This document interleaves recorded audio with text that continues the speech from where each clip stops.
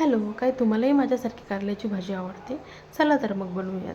एका साईडला शेंगदाणे भाजण्यासाठी ठेवायचे व एका साईडला पाणी गरम होण्यासाठी ठेवायचं. नंतर कारले स्वच्छ धुवून घ्यायचे व एका साईडने फोडून घ्यायचे. एका साईडने कारलं फोडल्यानंतर आतमधल्या सगळ्या बिया काढून घ्यायच्या आणि पाणी उकळल्यानंतर त्याच्यात थोडंसं मीठ घालून घ्यायचं, जेणेकरून कारले करू लागणार नाहीत. त्याच्यामध्ये घालायचे कारली, फोडी करून घातलेले कारले त्याच्यामध्ये घालायचे. त्यानंतर भाजलेले शेंगदाणे बारीक करून घ्यायचे. भाजलेले शेंगदाणे एकदम बारीक असा कूट करून घ्यायचा. भाजलेल्या शेंगदाण्याचा कूट एका प्लेटीमध्ये काढून घ्यायचा. त्यानंतर त्याच्यामध्ये घालायचा काळा मसाला, हळद आणि चवीपुरतं मीठ. वेळोवेळी बघत राहायचं कारले उकडतायत की नाही. एकदा हा मसाला पूर्ण एकजीव करून घ्यायचा. हळूहळू त्याच्यामध्ये पाणी घालत राहायचं. एकखटा पाणी घालायचं नाही, जेणेकरून मसाला एकदम असा पातळ होईल. व्यवस्थित मसाल्याची कन्सिस्टन्सी तयार झाल्यानंतर मसाला हा 2-3 मिनटं साईडला ठेवून द्यायचा.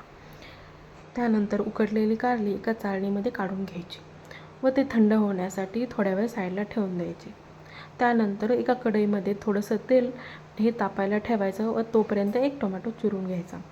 कारली थंड झाली की त्यामध्ये तयार झालेलं सारण हे पूर्ण भरून घ्यायचं. व्यवस्थित कारली भरून घ्यायची. व्यवस्थित सगळे कारले भरून झाल्यानंतर ते तापलेल्या तेलामध्ये हळूहळू सोडायचे.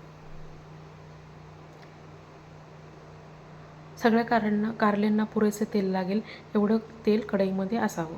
त्यानंतर उरलेल्या मसाल्यामध्ये थोडंसं पाणी घालून ते मसाला एकजीव करून घ्यायचा व वरून एक चिरलेला टोमॅटो टाकायचा. त्यानंतर मसाले व टोमॅटो एकसोबत सर्व परतून घ्यायचं तेलामध्ये.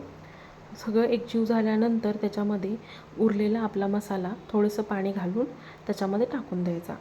ते सगळं टाकल्यानंतर थोडंसं पाणी घालायचं व झाकण ठेवून 2 ते 3 मिनटं वाफ काढायची.